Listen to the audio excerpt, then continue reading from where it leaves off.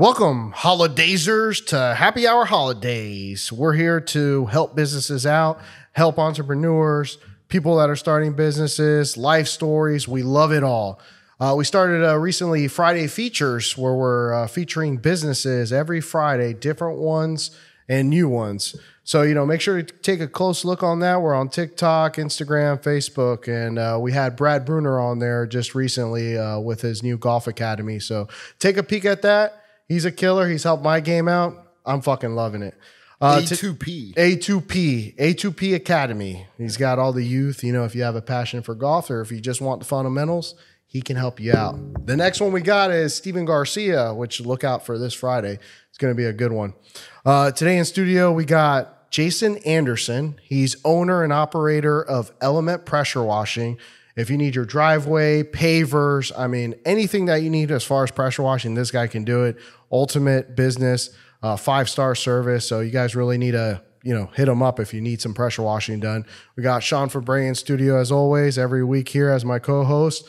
So Jason, how you doing today, brother? I'm doing good, man. Thanks for having me. So let's jump into it. So Jason, pressure washing, but not just pressure washing. You also do paver sealing, you do soft washing of homes.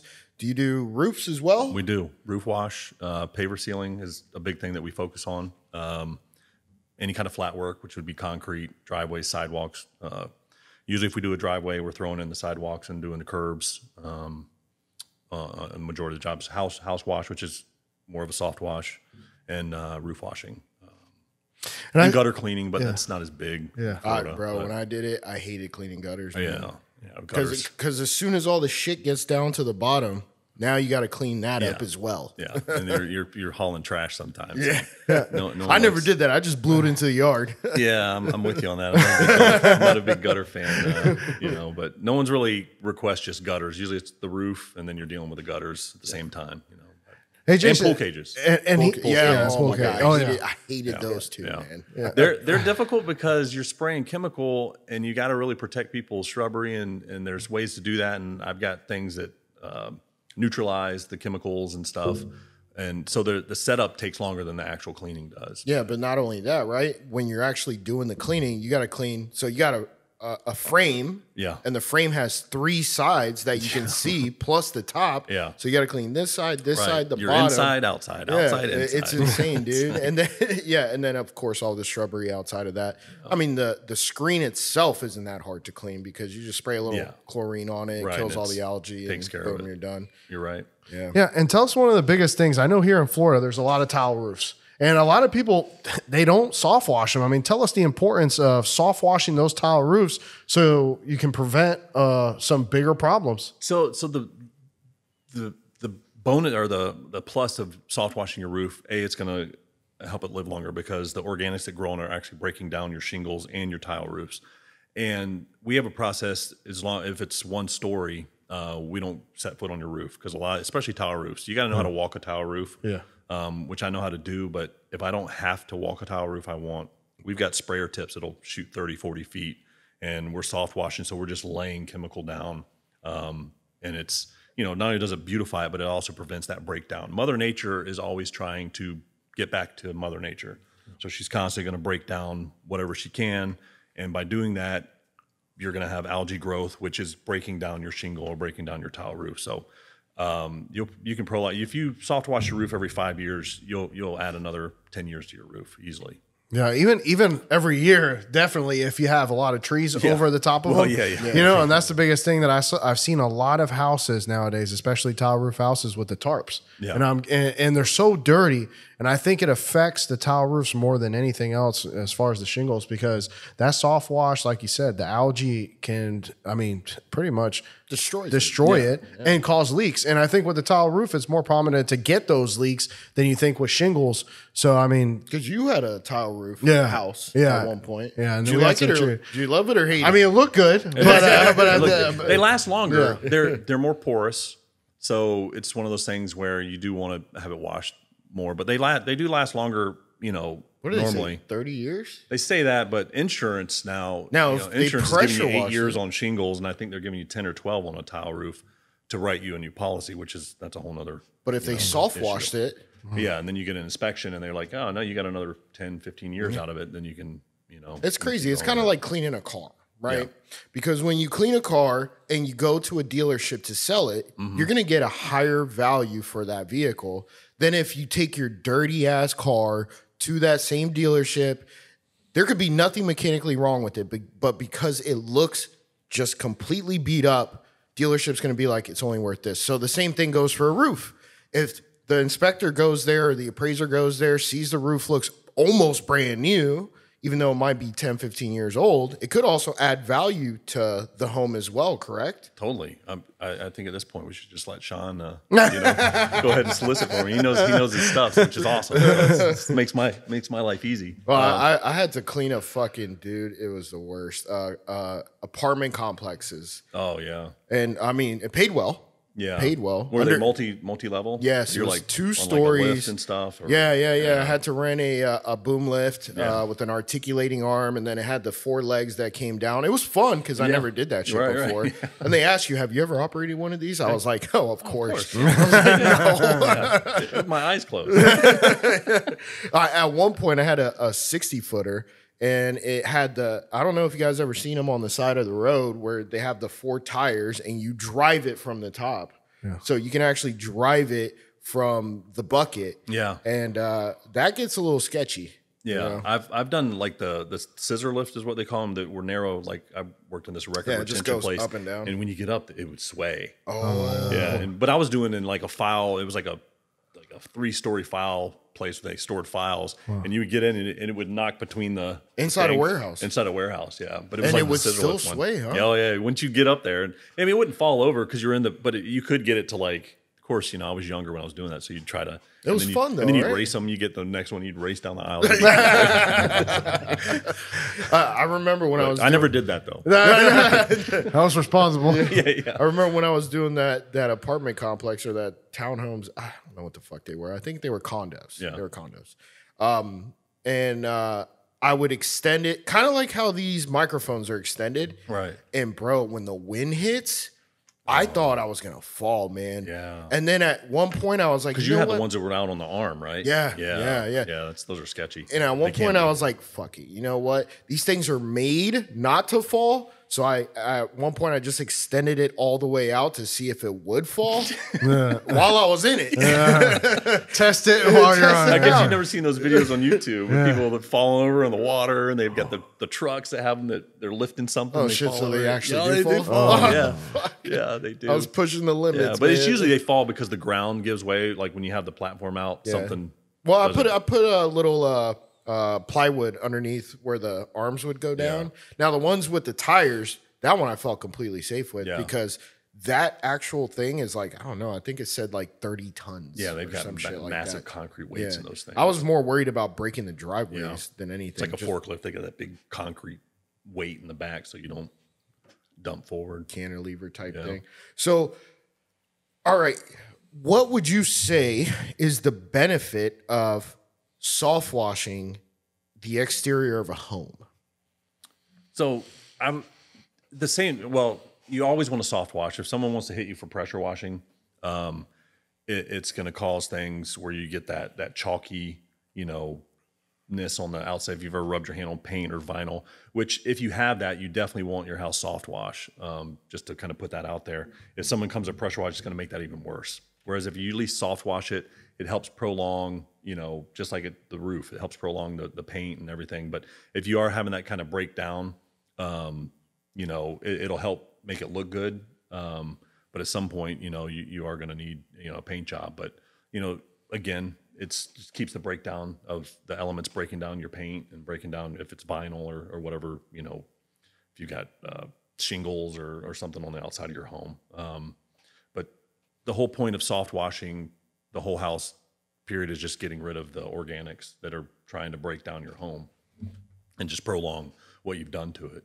Now, I've also heard that what you should do prior to painting the exterior of a house is not soft wash it. Well, you can soft wash it, but also pressure wash it because you want to get all the bad dirt, paint, anything, just blow it off there. And then that way you can come back with a fresh coat of primer and then repaint. So working with a lot of painters is not a bad idea as well, right? No. And I've worked with some painters, and that's when you don't soft wash because they want you, and they also you dig away from the house a little bit because they're gonna, if you're with the right painting company, they're gonna hit it from top, below the ground level, and you're hitting it usually with like a turbo tip, which is like this high power rotating tip that will basically, kind of like when they it's like strip a surface, car. It's like a surface cleaner, but for the tip. Exactly. Yeah. And then you're getting all the, so that they can actually put on, because if you soft wash a house before they paint, you're going to get bubbling, you're going to get flaking and chipping because you didn't get, the loose stuff off. So that's when you would want to, heavy pressure wash your home is if you're going to get it painted. For sure. And if you're in an HOA community, I mean, this is a must. I mean, pressure HOA. Yeah, I mean, pressure washing your driveway. I mean, that's one of the most critical things, as far as like curb appeal. I mean, we want all the houses to look good. Roofs, man. HOAs, man, they kill you on that. I just had a neighborhood that I used to live in, and I knew some people on the street, and every single house on the street got dinged for their roofs. The roofs weren't that bad because they had the streaking, the black, the black streaking, and they weren't even that bad. But they've got someone that drives around in a golf cart in their community. Got nothing better to do. Yeah. And so, my thing is when it's something like that, say your average roof wash on a 2,500 square foot homes, say 600, 650, 7. I mean, I've seen them go up to 800. But when you get something like that, and I know a bunch of neighbors like, hey, I'm doing 5 homes. We're just do a bulk deal. So that's another thing that homeowners can try to look at is like, hey, get together with your neighbors if you all got dinged and, call me or, discount pricing. Yeah. And then just, hey, we've got 5 homes that need it. What can you do? And that to me works the best for the neighborhood. Whereas when you call someone that's just going to do one, you're going to get, that price to just do that one. Whereas, if you can knock out 3 houses and I don't have to come back, multiple days, it's going to help everyone overall, and everyone's going to save money. And how do they approach you to get pricing? Like when it comes to, hey, I want to hire Element to do my house. What's the best way to get a hold of you to get pricing and to call me?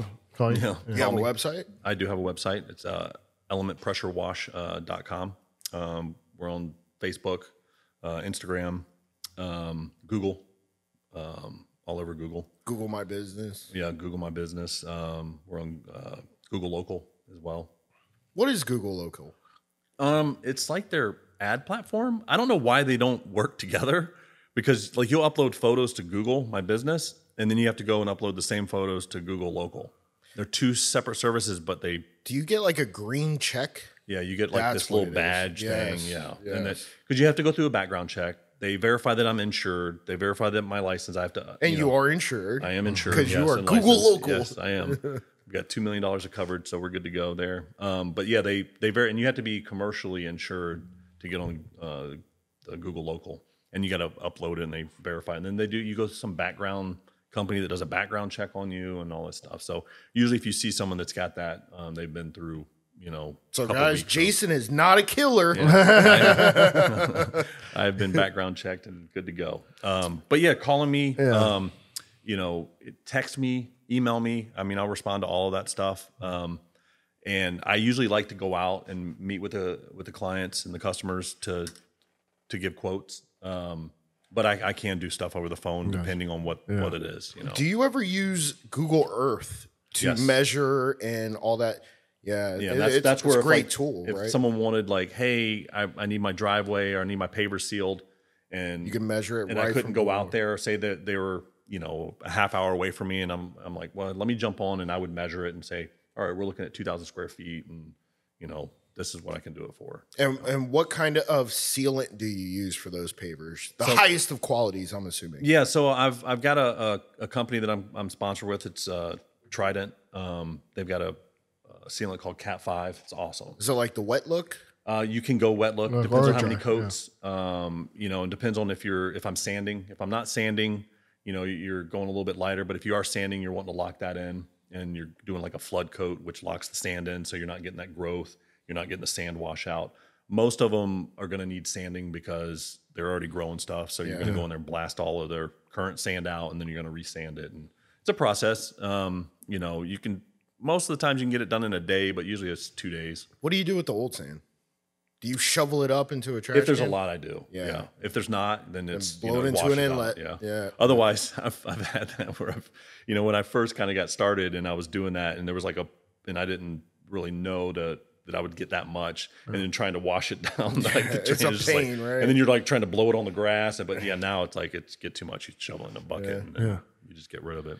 And tell us a little bit about your background, Jason. Like, what got you inspired to start the pressure washing business? Oh, that's it's funny how I ended up there. My background is actually in insurance. I had an insurance agency for 15 years, and a little tired of sitting behind a desk. I sold my agency 6 years ago, and I've had a sales background. And What kind of insurance? Property and casualty. Okay. Home, auto, commercial stuff. Not like health insurance or anything. No. And we had a little bit of health, but it was mostly property and casualty. And after doing that, I was, I've been in sales, and I was, doing sales after that with commercial flooring companies, and then I had an opportunity to actually purchase a commercial cleaning business. And I was looking into doing that, and they would do floors, and they were doing car dealerships, and then I'd always kind of been interested in the pressure washing and the paver sealing side of things, and I was like, oh, this is something I could add to it. Well, then the sale fell through.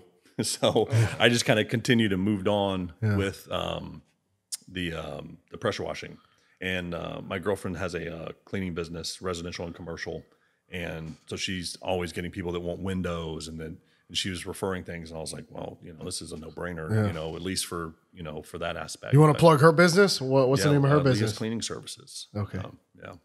So is it like just going into a house and doing the floors, doing the kitchen? Like, what exactly is that about? Oh, her cleaning business? Yeah. It's the whole, right now, residential, they start with like a deep clean, usually their first clean, and they go through and they're doing baseboards and they're, grout?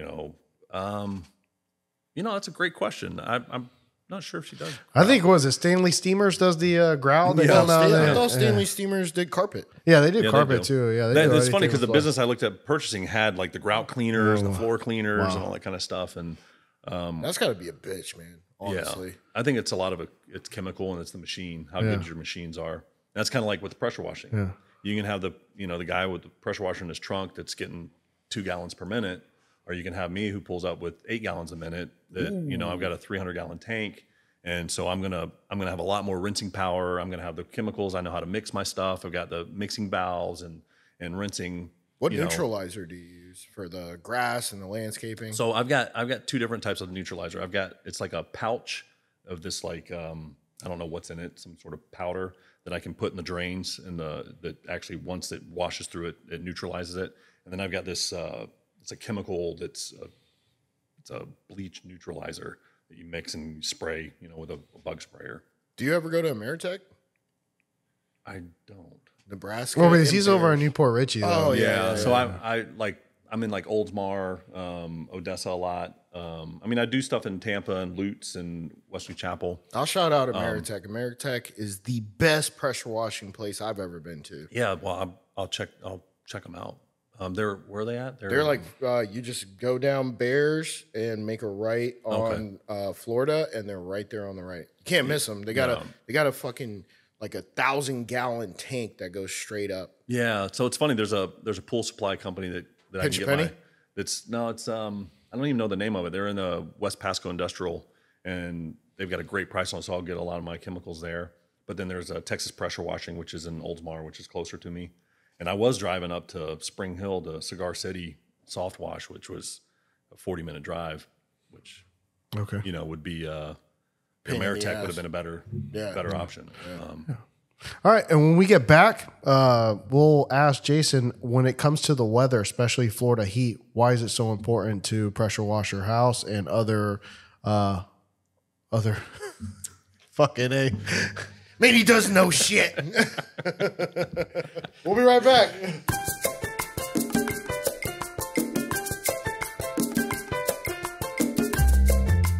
And we're back. Sorry, guys. I had a brain fart over there. All right. And we were talking about the paver sealing. Why it's important, especially here in Florida. I mean, we got some hot heat, you know, the humidity. Hot heat, you know. What else is the heat heaters? cold? The heaters. The heaters. You know, so. Hot heat, I like it. I mean, look, there's other places that are hot. But over here, it's hot heat. Yeah. Okay. You got that humidity. Oh, dog, we went to fucking Arizona, dog. That shit. That shit wasn't Rica? nothing. There's hot heat. Yeah, I've been to He's Costa been to Costa Rica. I've been to Costa Rica. That's some real hot Yeah, heat. it was. I think I went in May. I don't know if it was like more towards the that rainy summer? season or whatever. I don't get. But- like, I went in summer June, man, and my clothes were sticking to me. Yeah, It was so I mean, humid. that's how I feel it is over here, anyways. But I love it, man. Like everybody's like, "Oh fuck, summer's coming." I'm like, "Bring it on." Yeah. The only reason I like summer is because of lower fees at golf courses. That's the only reason. But I like the pool. Like I almost spent all my time in the pool. That's with you, man. that's when what I had my boat, man. That's Damn, you had a boat? Yeah. I've had a couple of them. I'm in between boats. What kind of boat? So I've You ever had an center express console. cruiser? A what? Express cruiser? What is that? It's got a cabin underneath the front of the.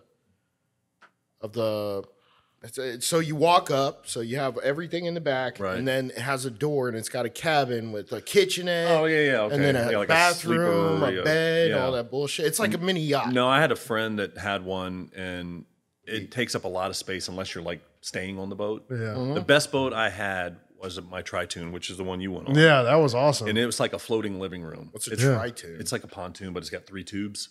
So you're actually on top of the water. Pontoon pushes the water. Tritune's on top of the water. And it is a floating living room. Like big it's was it? couches, 25 feet. Damn. And it's like 2 couches. It was here, cozy. couch We there. had quite a few people Oh on there. yeah, I got 12 people on that thing all the time. Yeah. My center console boat, I had a 27-foot center console. I could get like 8-9 people. Yeah. And it was still Where crammed. were you dropping from?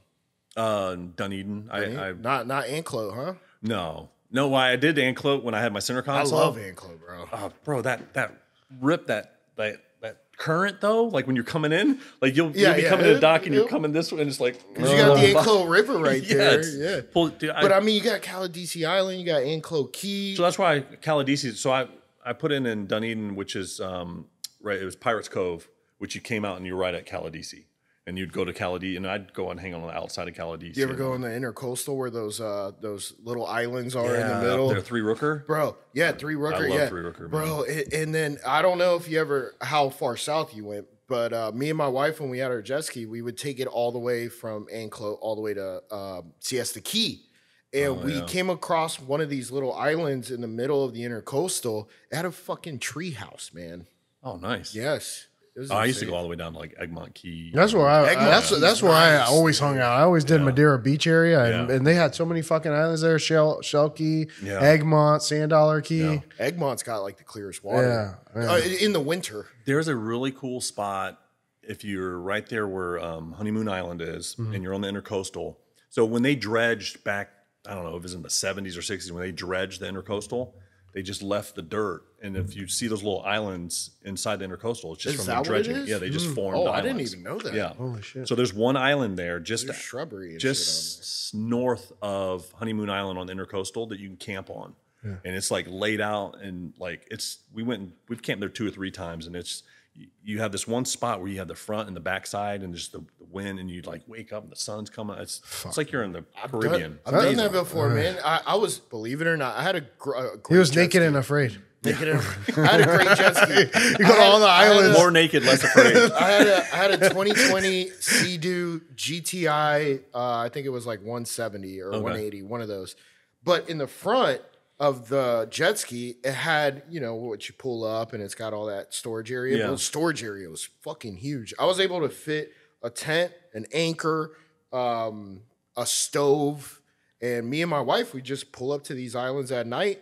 Boom, drop the anchor on both sides. That's awesome. And then just camp on those islands in the middle. Quickest way to get out there. Yeah. Some of those new jet skis, like they've got coolers on the back. That's what I had. Yeah, okay, so it was I had like a cooler in the huge. back. Yeah, those I had things the are two. massive. I had the They're two like speakers boats. on That's the not a jet side. ski. That's like a It was inline boat. Bro, it was 14 feet 6 inches. Yeah. So it wasn't a 14 small one. Yeah, that's like a John boat, man. And then, we could fit 3 people on there, but it was just me and my wife, so Yeah. we never really would unless our niece was coming. Yeah.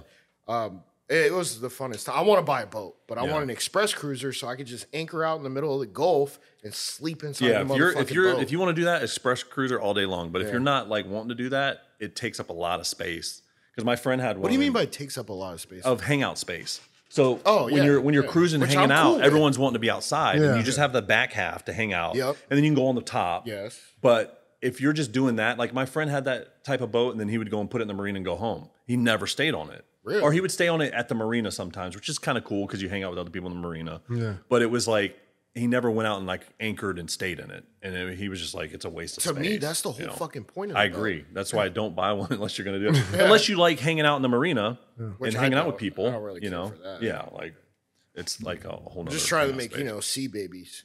Yeah.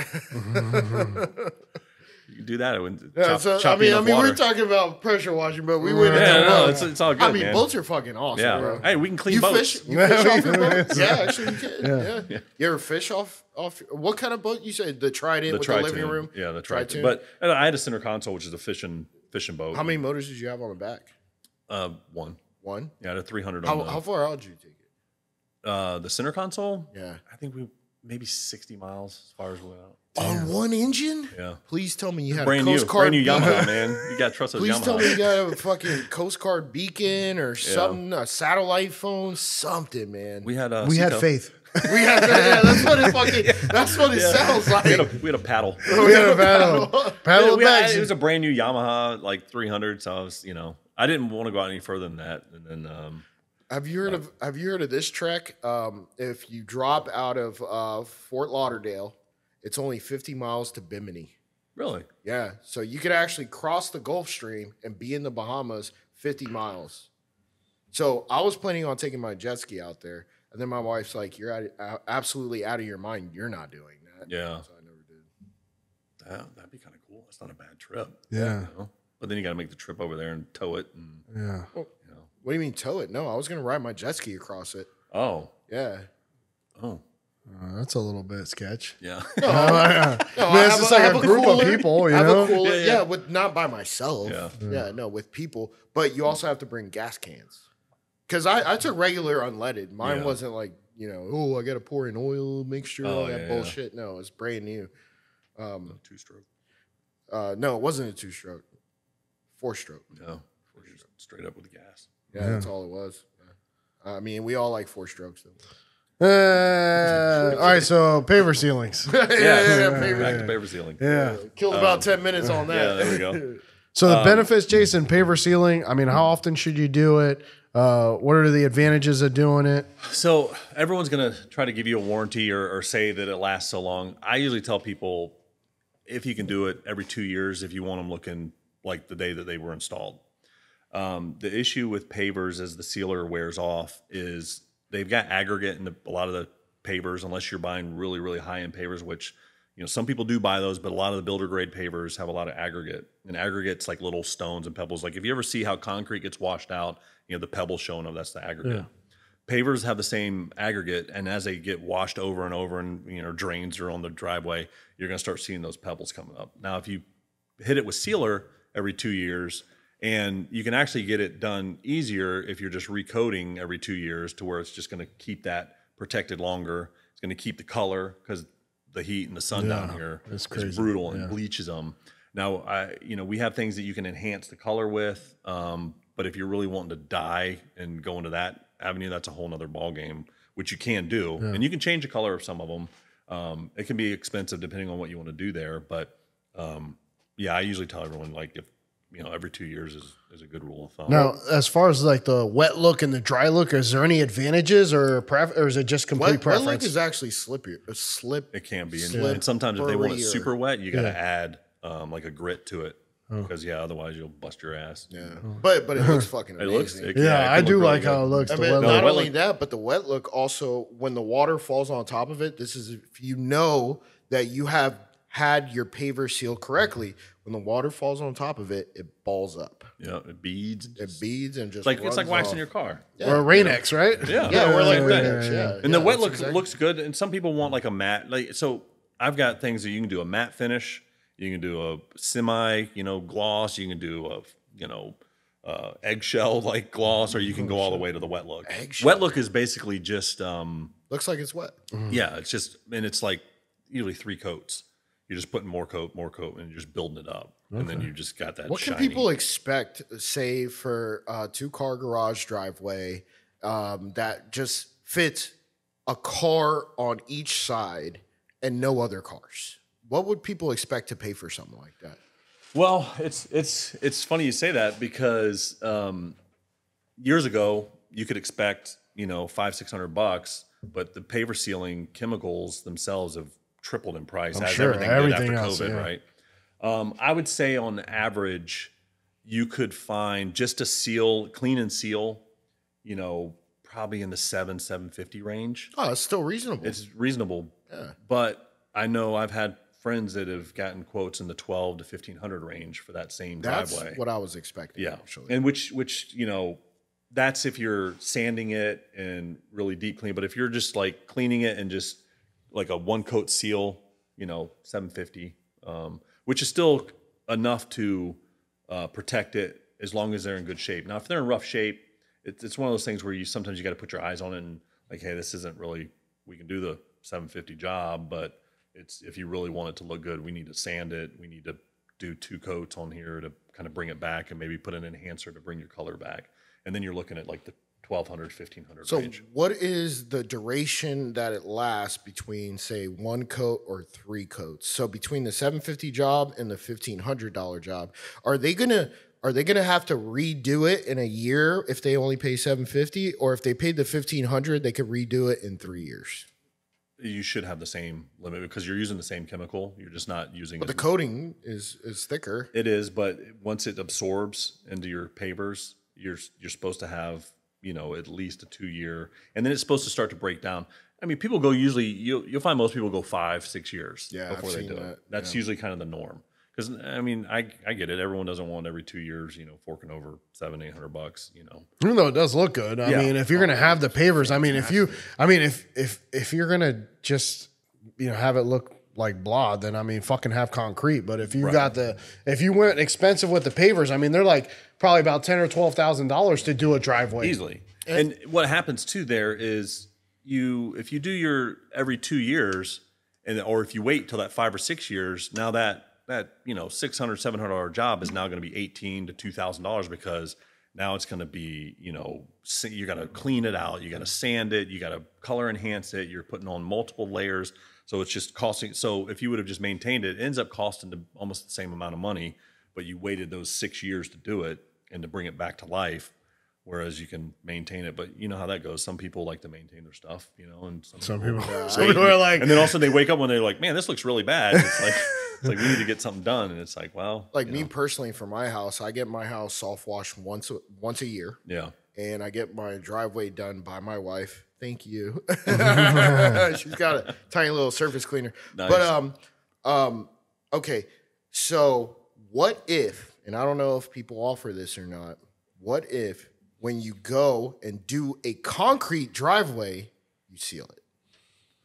So, do you have to pressure wash it after that? New concrete sealing is great. Not new concrete. I'm talking about existing concrete. But existing driveway. concrete. So there can be some issues if you clean it and you seal like old concrete. Yes. Because even though you clean it and you get rid of all the organics and you make it look really good and you get the dirt and all that stuff out of there, there are some things that will, when you do put the sealer on, like if you use tire shine or you use things like you clean your car, well, it shows up. So you'll put the sealer on and all of a sudden you'll see these like weird little marks, or like if you've done the tire shine on your driveway, it has a little like half moon where your tires were. That will show up sometimes. So sometimes you'll have those things they'll brought out. Now it will keep your driveway clean longer. That is true. Is that something that you've thought about offering? Do you offer that? I do offer it. It's not something a lot of people with concrete driveways, they just I don't think a lot of people with concrete driveways understand that this is available. Like new home builds, I recommend it. Like, hey, it's new concrete before it gets the silicone stains or rust stains or stains from oak trees or whatever you're going to get on there. Or if you've got a well system that's sprinklers, you're going to get the rust stains. Well's going to fuck your shit up. Like period. stain, like get it get it sealed from the get-go. So what I was going to say, what about cool decks too? I mean, cool decks, can you seal those? I mean, I know that still there's a lot of Florida houses that still have cool decks. Like out by the out by the pool, you know, instead of having pavers. No, you know. can, especially like if they're done with the pebbles, the pebble tech stuff. You can seal that stuff. Well, I think he's talking about just regular cool deck. Like a regular cool deck, they're usually sprayed with a paint. Or they're like a spray-crete or something. But can you seal that? I mean, you can seal anything, right? You can. You can seal anything. I don't know if I would seal it. Yeah, you wouldn't. Yeah. I mean, because you've already got that protectant of a paint or like a spray-crete or something. The paint's got its own protection, doesn't it? Yeah. Right. Usually on the concretes, because and if if they've done some sort of an epoxy out there, or I don't know what everyone's cool decks are made out of, but now travertine's huge. Oh yeah, that you have to seal. Travertine you need to seal. Yeah, that you have to seal. They're porous as fuck. I have a friend that did the travertine, spent a lot of money, and he never got it sealed, and ruined it. No, it's growing stuff constantly. So I go out there every quarter to clean it. And I'm like, we need to seal this. No. To seal it, we got to move all this stuff out. I know, that's what you just said. Go in there every quarter. Nah, dog. No, Hey, but he's in the best interest of the client. It's like, I know I'm I don't want to shoot myself in the foot, but at the same time, it's like, I want to give the best advice possible. But yeah, it's nice. This guy's an honest guy, Jason. What an honest guy. But going out there every quarter, cleaning it, it's not bad. I mean, probably hit the screen too and stuff like that. So knock it out. Whereas sealing would be more. So Jason, we learned all about your business today, and about boats, all kinds of stuff. Where to camp. So, what do you want to tell the audience? So we usually have final words. It's either motivation or if you just want to plug your business and tell people how to get to you. Whatever you got, 2 minutes is yours. Oh man, put me on the spot there. Yeah. I appreciate you guys letting me come in here and do this, and I appreciate being a part of this. And hit me up on social media, Facebook, Instagram, Google. You can check me out on all those. You can check out my reviews, 5-star rated on Google. And, I'd be glad to, answer questions, free estimates, and you can pick my brain on stuff. And I'd just be glad to help anyone, Yeah, that's the biggest thing. I mean, 5-star business, that's what, everybody wants to work with. I mean, you get customer service and you get somebody with a lot of knowledge. I mean, as we saw today, every question that Sean shot, Jason was able to answer it, no problem. Call and talk about boats? I don't know a lot about them, but I like talking about them. I like talking about them. Hey, speaking of 5-star businesses, Febre Frameworks is a 5.0 with over 580 reviews. Nice. So if you're a realtor out there in the area, check out Febre Frameworks. We'll take care of that property so well that all you have to do is list it, we sell it. Just kidding. I mean, you guys do some work. Yeah. No, and thank you, Holidazers, for watching and listening to Happy Hour Holidays. You can check us out on all the major platforms, and then as well, we're starting to do more with social media. The Friday features with a lot of businesses. We're going to be having Element on there as one of our Friday features. So really excited to do the video for there. And then we got one coming up with Steven Garcia, which is going to be pretty awesome with his program that he helps all the youth. Thank you for watching, and tune in next week.